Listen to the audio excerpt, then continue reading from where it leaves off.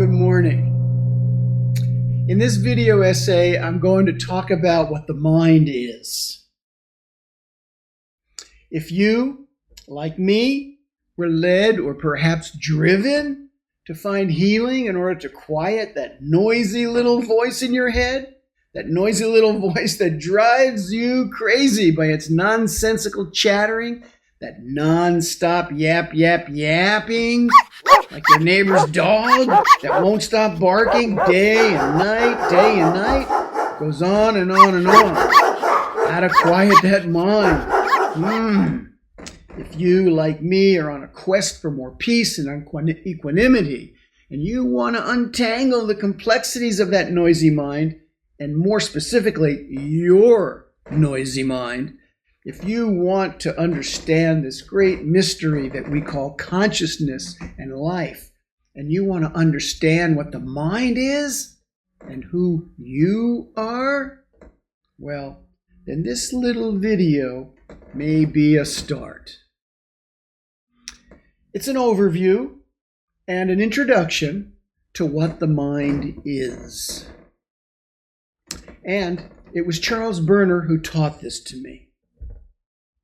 I found his teachings so helpful in my pursuit of the truth, in fact, so helpful that I published several books by Charles Berner that are available on Amazon and PayHip. Right here are the links. Check them out if you're interested.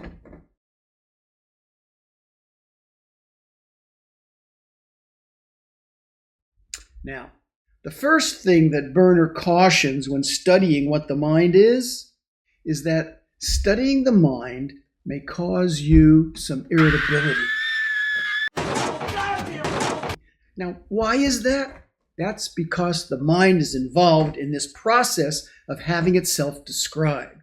And since you're probably identified with the mind, that is, you think you are the mind, you may find yourself disagreeing or arguing with what I'm going to share. So, in the interest of creating some understanding, I suggest you just stay open. You don't have to agree. You don't have to disagree. Just stay open to understanding what I'm sharing. This is what Berner says as a good definition of the mind. The mind is all the impressions and their combinations that you make from a fixed attitude. That's a good working definition, he says. The mind is all the impressions and their combinations that you make from a fixed attitude. So, there's a lot to unpack there. There's a lot of words there that we want to get clear on. We want some clarity on what these words are. We want some understanding and respect to what these words mean and how they comprise this particular definition. The first thing we need to understand is the word you. From your perspective, it's you. From my perspective, it's me. So, what are you and who are you? Who is the you that is being referred to in this key phrase? Yes, you. You. Yes, you. You're the one who's watching and listening to me now, right? Who are you? Well, I'm an executive assistant at a major pet products company. Dave, I don't want you to tell us what you do. I want you to tell us who you are. Oh, all right. I'm a pretty good guy. I like playing tennis on occasion. It's probably the most important question that you're ever going to self-inspect upon. Of course, if you're identified with the mind, you may think that that's what you are. You are the mind. But you're not a mind. Sorry to say, you're not a mind. You have a mind like you have a car. You don't confuse the fact of having a car with being the car. Do you do that? No. You use the car like you use your mind or the intellect. No matter how long you've owned the car, it would be a mistake, a foolish mistake, to think that you are the car. If you want to take a deep dive into clearing your mistaken identities, you could come to an enlightenment intensive. Because at the enlightenment intensive, what we do is self-inspect and meditate upon who am I? Or in this case, who are you?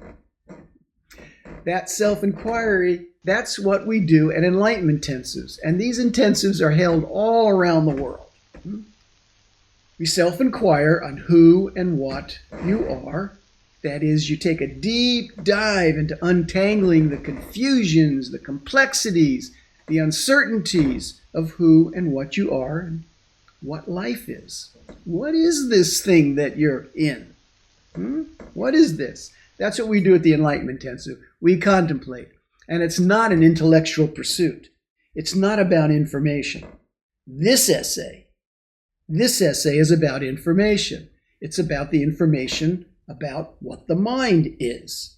The Enlightenment Intensive, that's about conscious, direct knowing of the truth of you. It's a bit different than just information. We want direct. Now, I digress a bit, but back to understanding what the mind is and what that you is that's being referred to. The mind is all the impressions and their combinations that you make from a fixed attitude. Again, here's the phrase that we're unpacking. The mind is all the impressions and their combinations that you make from a fixed attitude. It says you, you, the one who's looking and listening to what I'm sharing and communicating. That you. That's the you that Berner is referring to. Take a breath.